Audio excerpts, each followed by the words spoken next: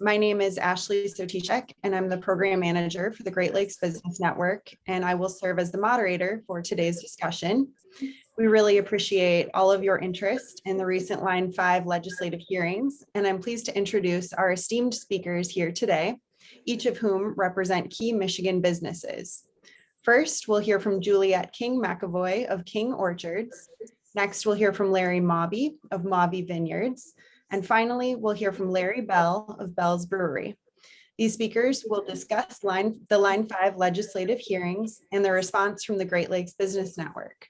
And with that, I'll turn it over to Juliet King McAvoy. Hi, everyone. Good morning, and thank you for joining us. My name is Juliet King McAvoy, and I'm the Vice President of Sales and Marketing with King Orchards in beautiful Northern Michigan. We farm around 400 acres of orchards, operate agritourism retail locations, and produce a variety of value-added products, sharing our region's famed tart cherries around the world. We're a family farm. We tend the land together. We run our business with the support of each other, and we wholeheartedly welcome visitors to our farm, treating them like family as well. We take pride in getting our hands dirty and seeing the smiles that result. As the co-chair of the Great Lakes Business Network, I represent the interests of over 170 local businesses. We have been deeply invested in the effort to decommission the Line 5 oil pipeline, which gravely risks the iconic Straits of Mackinac and tarnishing a central part of our character as the Great Lakes state. Members of the network were especially pleased last year when Governor Gretchen Whitmer took bold action calling for an end to the state's easement for Line 5 because Enbridge Energy's terrible track record, effectively shutting the aging pipeline down this coming May 12th. We have seen a continuous stream of misinformation and propaganda from Enbridge about the importance of Line 5 for Michigan. And now we are deeply concerned with the lack of consultation offered by our state legislature to the very business interests that they have been tasked to represent, with committees in both the House and Senate holding hearings on Line 5, featuring representatives from the Canadian Provincial Parliament, Canadian labor interests, and the Ontario Chamber of Commerce. We're deeply concerned that no time was allocated to business interests of our state. Let me be clear, these committee hearings are not open to taking testimony from hardworking Michigan businesses like myself and the other speakers joining me today. The chairs of these committees have only invited people and groups who stand to reap incredible financial rewards from the continuation of Line 5 in perpetuity, and not Michigan businesses or communities. Last week, officials from Canada were invited to speak. Let that sink in. Before Michigan legislators listened to Michigan residents or business owners, they asked our neighbors in Canada for their opinion first. I'm here on behalf of my business and the Great Lakes Business Network to say there are many people who are counting down the days until Line 5 no longer operates below the Straits of Mackinac. Businesses and residents like me know there's too much at stake for an oil spill from this nearly 70-year-old pipeline. And a tunnel isn't a viable option either, with many unanswered questions looming about how they will handle the archaeological and environmental concerns, the required permits, along with pending litigation at the Michigan Public Service Commission. Plus, we know there are cheaper, safer alternatives to meet Michigan's energy needs already available today. We thank you for listening, and now I'm going to turn it over to Larry Mawby. Thank you, Juliet. My name is Larry Mawby. I'm the founder and co-owner of Mawby Vineyards on the Leelanau Peninsula. And I'm here today to underscore the fact that the Michigan legislature should represent the interests of Michigan residents rather than those of Canadian corporations.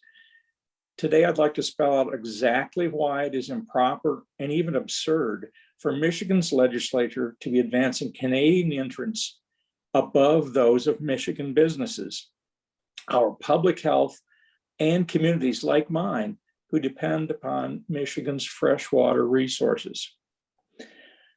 I'd like to introduce three important facts that have been drowned out by the Enbridge propaganda storm. These facts will highlight that Line 5 has become a shortcut through Michigan to primarily serve Canadian interests while Michigan residents and our environment take the risk. First, we know that expanded oil production in North America, especially from the tar sands region in Alberta, has created a challenge to move that oil to markets, particularly on the Canadian East Coast.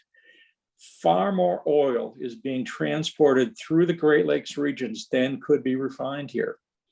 That, however, didn't stop Enbridge after the catastrophic 2010 spill in the Kalamazoo River from more than doubling their pipeline capacity for that line, now called Line 78.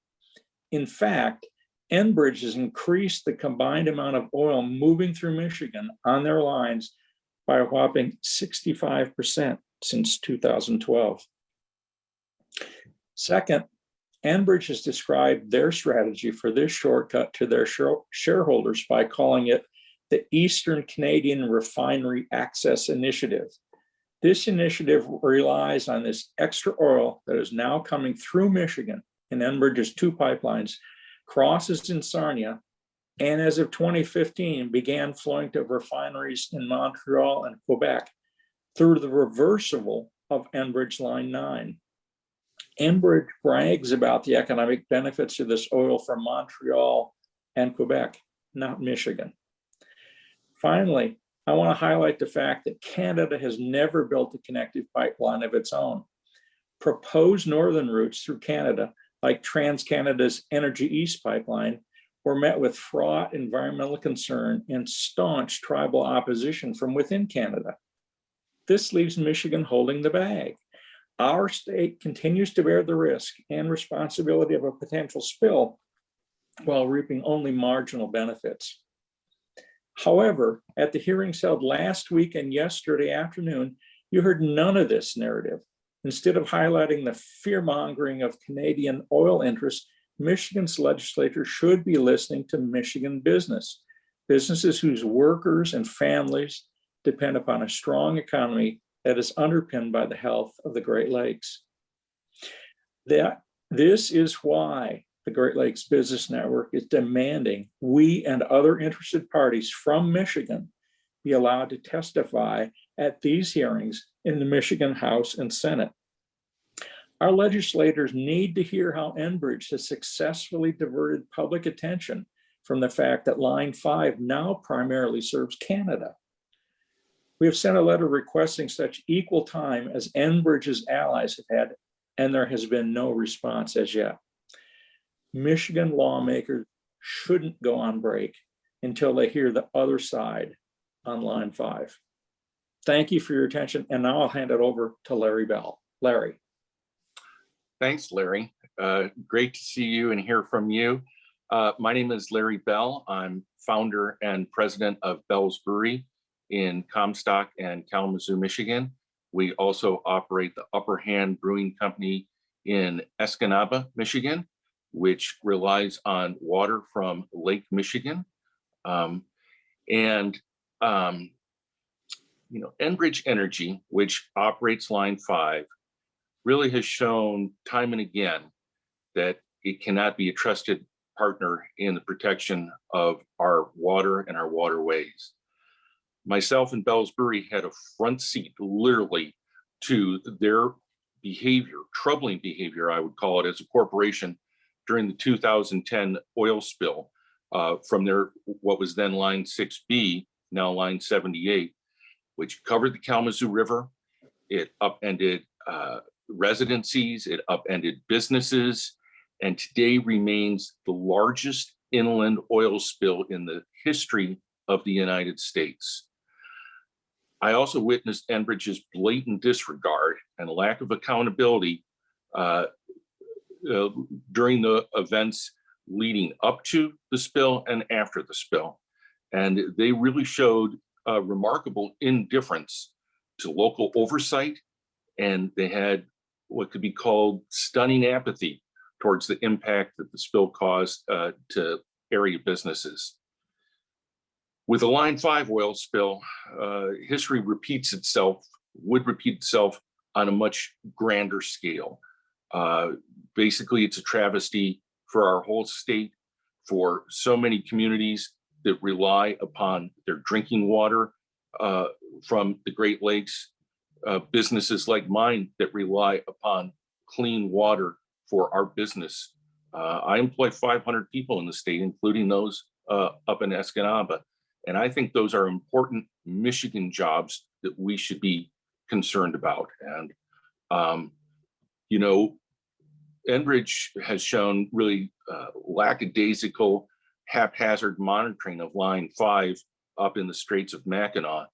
They've had flagrant violations, and that's really what has warranted the action by Governor Whitmer to call for the end to the easement on May 12th.